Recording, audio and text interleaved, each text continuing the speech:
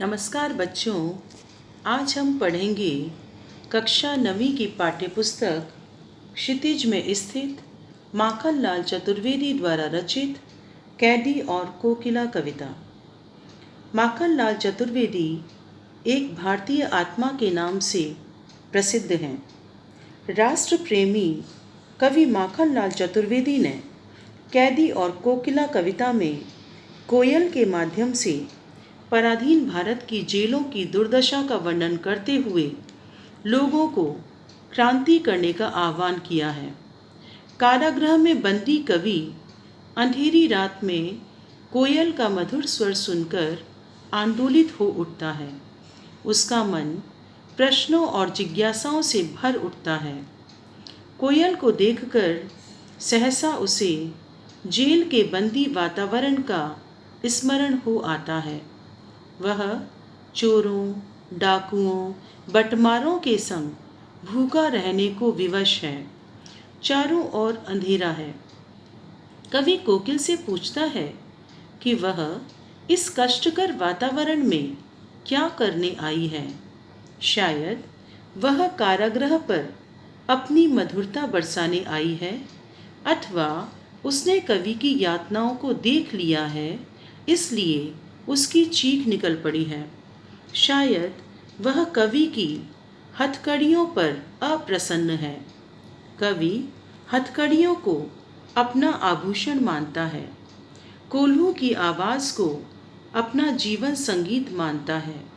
Jail की यातनाओं को अपना गौरव मानता है। कवि कहता है कि कोयल समेत समस्त वातावरण कालेपन से भरा हुआ है। कोयल हर प्रकार से स्वतंत्र एवं लोगों के द्वारा प्रशंसित है, जबकि कवि बंदी तथा चिर उपेक्षित है। कवि कोयल की आवाज़ पर सब कुछ कर गुजरने के लिए तैयार है। वह गांधी जी के स्वातंत्र्य संग्राम में अपने प्राणों की आहुति देने के लिए तैयार है। कविता इस प्रकार है। क्या गाती हो, क्यों रह जाती हो, कोकिल बोलो तो। क्या लाती हो, संदेशा किसका है, कोकिल बोलो तो। ऊंची काली दीवारों के घेरे में, डाकू चोरों बटमारों के डेरे में, जीने को देते नहीं पेट भर खाना, मरने भी देते नहीं तड़प रह जाना। जीवन पर अब दिन रात कड़ा पहरा है, शासन है या तम का प्रभाव गहरा है।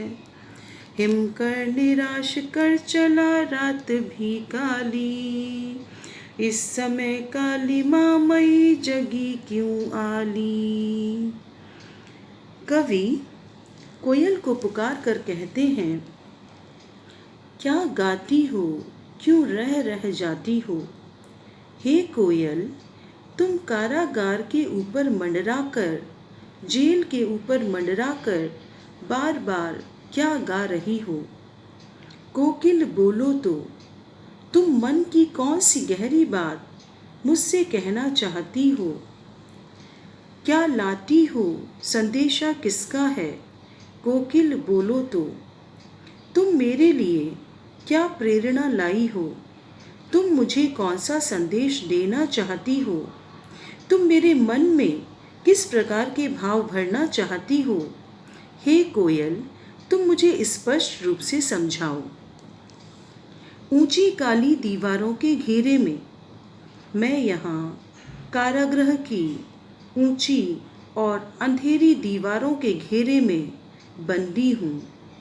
डाकू चोरों बटमारों के डेरे में, डाकू चोर और बटमार अर्थात राहगीरों को लूट लेने वाले लोगों के साथ में मेरा निवास है।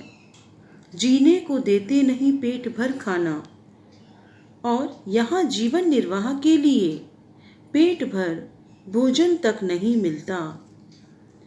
मरने भी देते नहीं, तड़प रह जाना। और यहाँ तक कि हमें मरने भी नहीं देते। मुझे डाकू, चोर, रास्ते में लूट लेने वाले लोगों के मध्य में रहने के लिए विवश होना पड़ रहा है। ऐसा नारकीय जीवन जीते हुए भी हमें जीना पड़ रहा है। जीवन पर अब दिन रात कड़ा पहरा है, शासन है या तम का प्रभाव गहरा है। हमारे जीवन पर दिन रात सैनिकों का, सिपाहियों का कड़ा पहरा रहता है। और यह ऐसा अंग्रेजी शासन है कि यहाँ कोई भी कार्य स्वतंत्रता पूर्वक करने की सुविधा नहीं है। ये शासन है या तम का प्रभाव गहरा है। कवि कहते हैं कि मानो यह अंग्रेजी शासन नहीं है, मानो तम अर्थात अंधकार का गहरा प्रभाव अंग्रेजी शासन के रूप में चल रहा है, क्योंकि अंग्रेज भारतीयों के साथ घोर अन्याय कर रहे हैं। चारों ओर मानो अंधकार का राज्य चल रहा है। हिमकर निराश कर चला, हिमकर अर्थात चंद्रमा भी हमें निराश कर चला है, क्योंकि रात्रि भी अंधेरी है, काली है।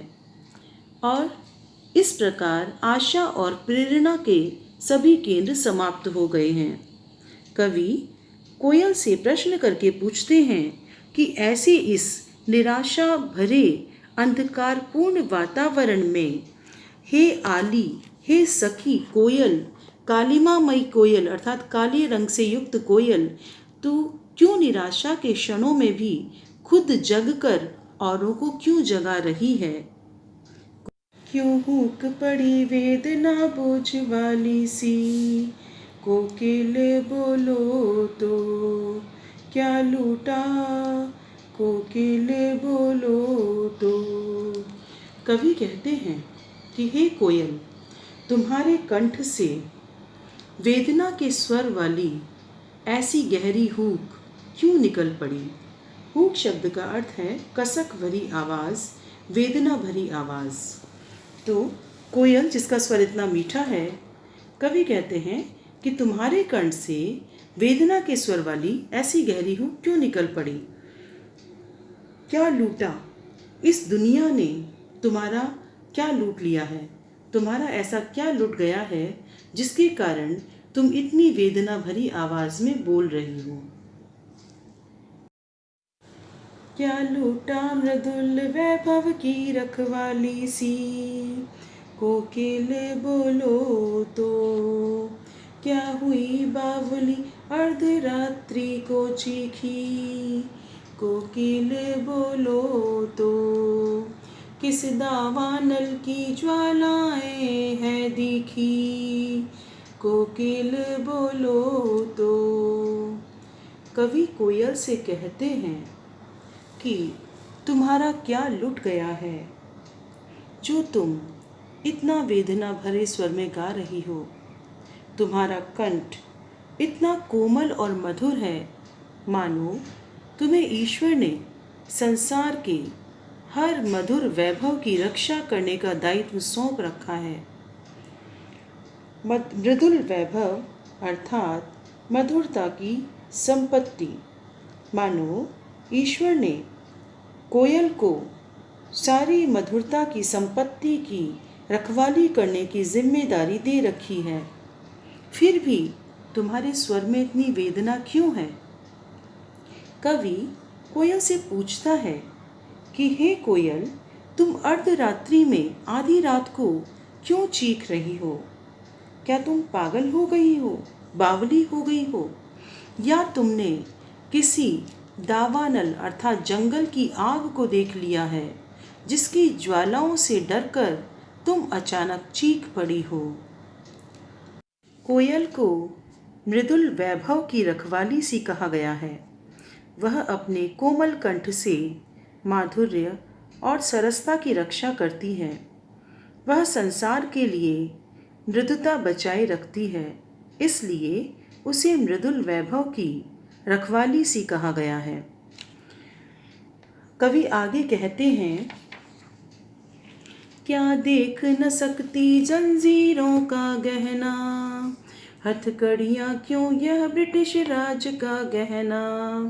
कोल्लू का चरक चूं जीवन की तान, गिट्टी पर अंगुलियों ने लिखे हैं गान।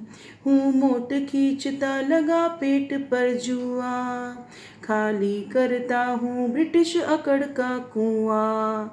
दिन में करुणा क्यों जगे रुलाने वाली, इसलिए रात में गजब ढा रही आली।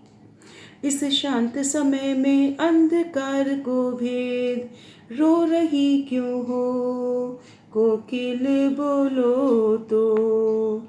चुपचाप मधुर विद्रोह बीज इस भांति बो रही क्यों हो कोकिल बोलो तो। कवि कोयल से कहते हैं कि हे कोयल, क्या तुम रात्रि में असमय इसलिए चिल्ला रही हो क्योंकि तुम्हें हमारी बेड़ियां जंजीरों का गहना पसंद नहीं है। तुम हमें हथकड़ियों में बंधा हुआ नहीं देख पा रही हो, किंतु तुम ये सोचकर दुखी मत हो क्योंकि ये हथकड़ियाँ नहीं हैं, बल्कि ब्रिटिश राज के द्वारा ये हमें दिए गए आभूषण हैं जो हमारा श्रृंगार कर रहे हैं, हमारा गौरव बढ़ा रहे हैं। हमने जेल की हथकड़ियों को स्वयं स्वीकार किया है। हमारे लिए तो कोल्लू की चर्रक चूं की ध्वनि ही मानो जीवन संगीत बन गई है। हमें उनमें आनंद आने लगा है। गिट्टी पर अंगुलियों ने लिखे गान, हम कंकड़ पत्थरों को अपने हाथों से तोड़कर मानो स्वतंत्रता के संघर्ष का गान अपनी उंगलियों से लिख रहे हैं।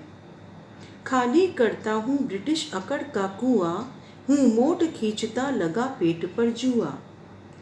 मैं कोल्लू का जुआ जो कि बैल के कंधों पर रखा जाता है, उसे अपने पेट पर बांधकर चरसा चला रहा हूँ। इस क्रिया से, इस कार्य से मानो मैं निरंतर ब्रिटिश शासन के घमंड रूपी कुएं को खाली कर रहा हूँ। अर्थात मैं यातनाएं सहकर, कष्ट सहन करके भी अंग्रेजों के सामने अपराजेय रहकर उनकी अकड़ दूर कर रहा हूँ। दिन में करुणा क्यों जगी रुलाने वाली, इसलिए रात में गजब ढा रही आली। हे कोयल, अब मुझे समझ में आया कि तू क्यों रात में अपना मधुर स्वर हमें सुनाने आई है। तू जानती है कि दिन का समय घोर यातना, संघर्ष और परिश्रम का समय होता है। उस समय न तो मधुर आवाज का कोई अर्थ है, न करुणा का। उस समय तो असीम साहस की आवश्यकता होती है। इसीलिए तू रात में दिन के परिश्रम से उभर आए घावों पर मरहम लगाने आई है। हे कोयल, तुम क्यों रात में बोल रही हो? इस शांत समय में अंधकार को भेद, रो रही क्यों हो कोकिल बोलो तो। हे कोयल, अपने मुख से इस बोलकर स्पष्ट करो कि तुम इस शांत अंधकारपूर्ण समय में अंधकार को भेदते हुए क्यों रो रही हो, क्यों पुकार रही हो, तुम्हें क्या दुख है।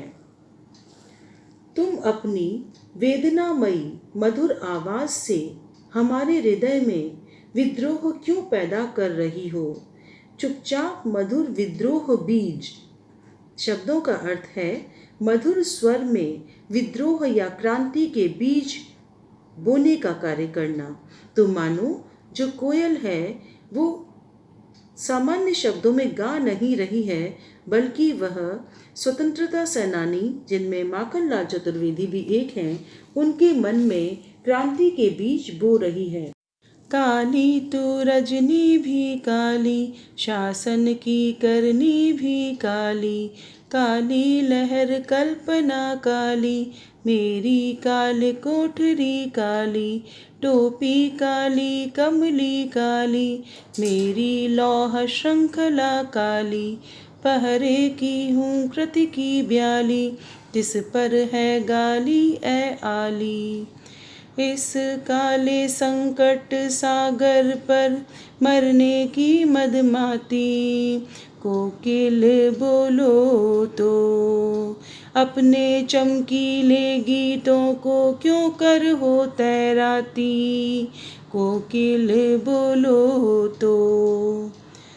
कवि कोयल को संबोधित करके कहते हैं कि हे कोयल, काली तू, तेरा रंग काला है, रजनी भी काली और आज की रात भी गहरी काली है, शासन की करनी भी काली और ब्रिटिश शासन की करतूतें कार्य भी काले हैं, अर्थात अन्यायपूर्ण हैं।